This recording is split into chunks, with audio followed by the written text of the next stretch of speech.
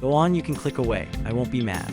But then you'll miss why this car just made every rival look like they overslept. Stay a little and I'll prove it. You remember the noise back in 2018 when Dodge dropped the Challenger Demon? It was wild, no doubt, but that was just the warm-up act. Because Dodge came back with the Demon 170, a car that didn't just break records, it embarrassed the stopwatch. More than 1,000 horsepower, the fastest quarter-mile a muscle car has ever run. And yes, the record is officially confirmed. So today I am not talking hype, I will be talking facts, and the Demon 170 just rewrote the history. Back in 2024, Dodge resurrected the Demon nameplate. At first glance, it looked almost identical to the previous version, but Dodge had turned up the menace. This was the Demon 170, the last and most brutal chapter in Dodge's 7-car Last Call series. Production was capped at just 3,300 units worldwide, with 3,000 going to the United States and 300 reserved for Canada. That exclusivity alone made it a car worth chasing, but the story goes much deeper. The Demon 170 was the definition of gasoline disappearing in a heartbeat, a car that guzzled fuel as aggressively as it shredded tires. Government estimates placed it at just 13 miles per gallon in the city and 21 miles per gallon on the highway, and those numbers could tumble even lower once owners took it to its natural habitat, the drag strip. Collectors view both cars as blue-chip investments, thanks to their limited runs and record-breaking reputations. Enthusiasts see them as proof of Dodge's willingness to keep pushing the limits right up to the very end. Whether you're studying the Challenger Demon specifications, chasing one down in the secondary market, or simply admiring its rarity, these cars continue to hold a magnetic pull that will not fade anytime soon. As for the name, 170 comes from the fuel that unlocks its full potential.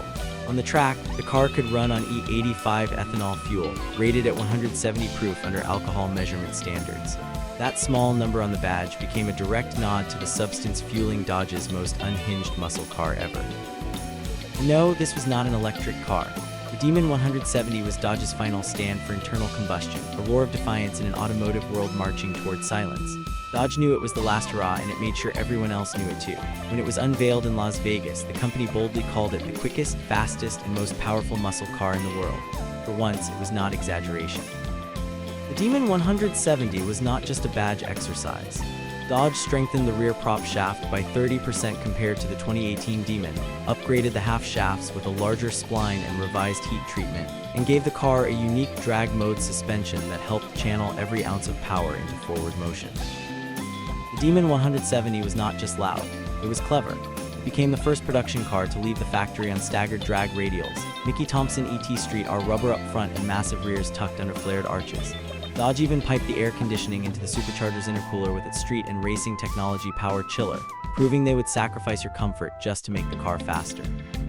Stopping power came from Brembo 4-piston brakes, because even lunatics eventually need to slow down. Inside, still a Challenger. The base setup gave you one cloth driver's seat, just you and your bad ideas. Upgrade to leather buckets and it felt less like punishment. And yes, Dodge threw in a Demon-branded decanter set with your VIN engraved, plus glasses and whiskey cubes like they knew you would need a drink after a drive.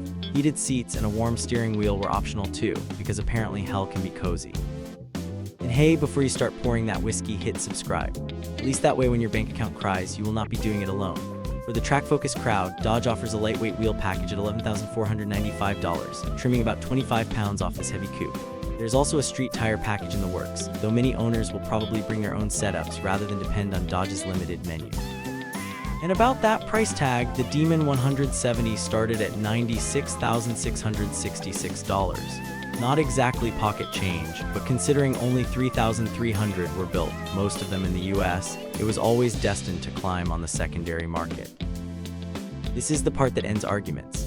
The Demon 170 rolled into the world as the first production HEMI to top the 1,000 horsepower mark, and it arrived with a mandate: annihilate the quarter mile. The National Hot Rod Association even pulled its stock status card after the Demon ran a certified 8.91 second quarter mile at 151.17 miles per hour. That was the message. This was not a show car, it was a stopwatch bully. Power is tied to what you pour in. Hand it E85 ethanol and the Demon 170 makes 1,025 horsepower and 945 pound-feet of torque. Run regular 91 octane and it still snarls out 900 horsepower and 810 pound-feet.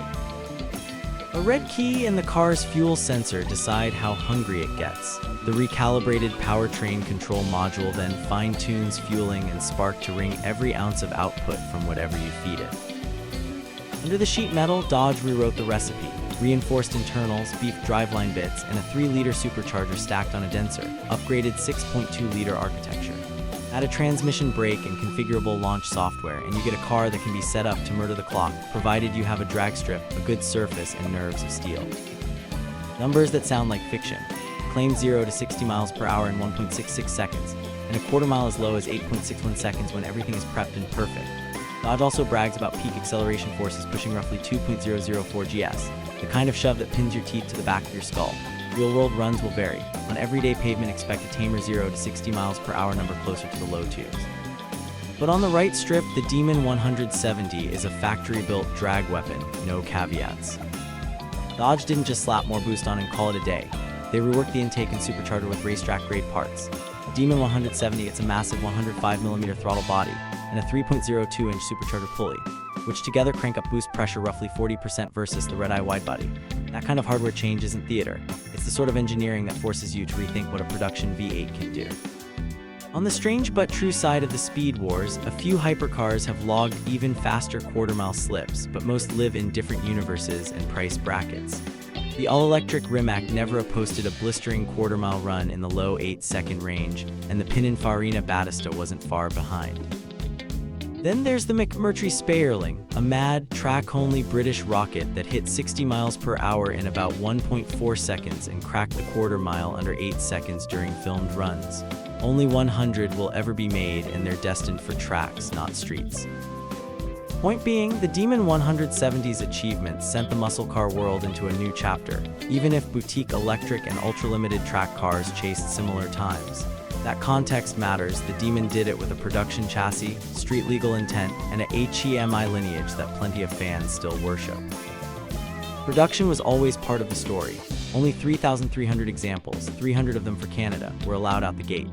Dodge priced the Mayhem with a US manufacturer's suggested retail price of $96,666 and a Canadian MSRP of $134,785, and then let devoted collectors sort out the rest.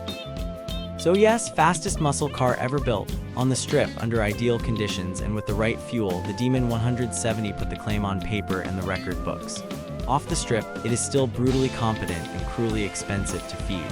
Have you met the Demon 170 in person or still waiting for the price to drop? Stick around for the teardown when we finally open the engine, or hit subscribe now and pretend you only came for the jokes while your wallet quietly panics.